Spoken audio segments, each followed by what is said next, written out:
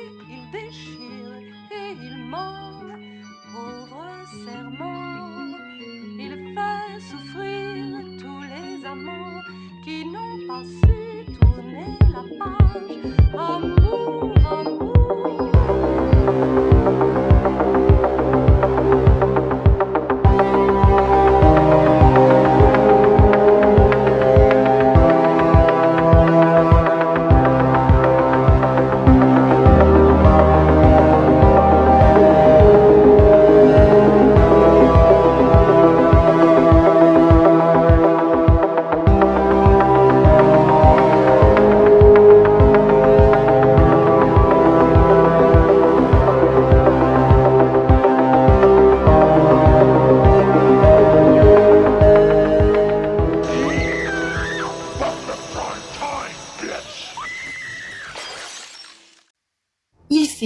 Il fait même très chaud. J'ai donc décidé de vous faire un hors-série de circonstances.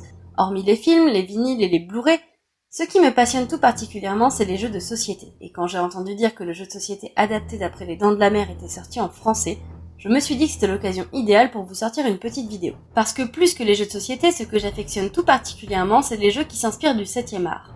Ici, le jeu des Dents de la Mer s'inspire du film du même nom dont il n'est plus nécessaire de faire l'éloge, Les Dents de la Mer de Steven Spielberg, sorti en 1975.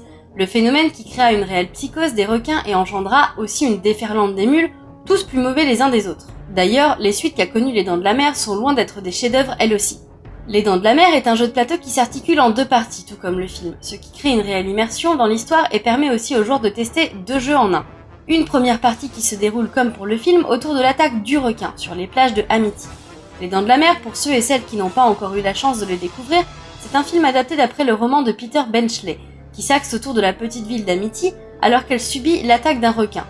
Le film fête d'ailleurs cette année ses 45 ans, c'est pas rien non plus. Ces 2 axes sont jouables à 4 joueurs, avec la possibilité de revêtir le rôle du shérif d'Amity, Brody, le chasseur de requins bourru Quinn, le scientifique océanographique Hooper, mon petit préféré, et enfin le fameux requin. Et si vous n'êtes que 2 pour jouer, là aussi c'est possible, avec un joueur incarnant les humains, la joyeuse bande des Dents de la Mer et un autre joueur pour le méchant requin. C'est la configuration que nous avons utilisée pour le test du jeu. Le premier plateau, le recto, illustre l'île d'Amity, et tout se jouera avec un requin dont on ne peut pas anticiper les mouvements, et qui va tenter de manger le plus de baigneurs possible, afin de prendre des forces pour l'acte 2. L'acte 1 va définir les avantages ou les désavantages des joueurs pour le 2e acte. Si le requin réussit à manger à sa faim, il commencera la seconde phase avec énormément de cartes en main, et donc plus d'avantages, tandis que les 3 joueurs seront clairement désavantagés. Vient ensuite le tour de l'acte 2. Bon, clairement je jouais le requin et je suis partie avec le maximum de cartes bonus pour cette partie, donc j'ai eu pas mal d'avantages. Ici, on se retrouve dans le bateau de Quinn, comme dans la seconde partie du film, où Brody, Quinn et Hooper partent en chasse pour tuer le requin qui dévore tout sur son passage. Le bateau de Quinn est divisé en plusieurs secteurs, ce qui permettra au requin de choisir où il compte attaquer, et ce sans que les humains ne puissent le prévoir, comme dans le film quoi. Le requin joue en premier, afin de choisir parmi 3 zones prédéfinies, celles qu'il souhaite attaquer. Les 3 joueurs devront trouver la zone où il se situe pour lui infliger le plus de dommages. Le requin part avec 18 points de vie, ce qui n'est finalement pas de trop. Ensuite, de la même manière que dans le film, il va s'agir d'accrocher des barils au requin afin de pouvoir le ralentir, mais aussi identifier ses mouvements. Les buts pour le requin sont quant à lui de broyer une à une toutes les parties du bateau, jusqu'à la destruction complète de celui-ci, et ce pour pouvoir attaquer les personnages qui eux seront sans défense dans l'eau. Ici, c'est finalement le requin, moi, qui a mis une pâtée aux 3 compères joués par mon cher et tendre qui boude encore sa défaite. Bon, et ce test ça donne quoi ?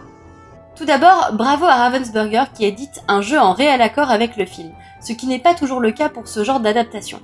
Le jeu réussit à reprendre le rythme du film, mais plus que ça, il crée la tension puisque Quinn, Hooper et Brody ne peuvent pas anticiper les mouvements du requin, comme dans le film. La seconde partie s'agence un peu à la manière d'une bataille navale, qui oppose les humains aux requins, et elle est d'ailleurs plus immersive et plus intéressante que la première. Enfin, si vous aimez les Dents de la Mer, si vous aimez les jeux de société, ce jeu est fait pour vous. Pour les Lyonnais, je vous conseille fortement le magasin Archichouette, qui m'a permis de tester ce jeu. C'est la référence en termes de jeux de société. Vous trouverez une véritable caverne d'Alibaba des jeux de société.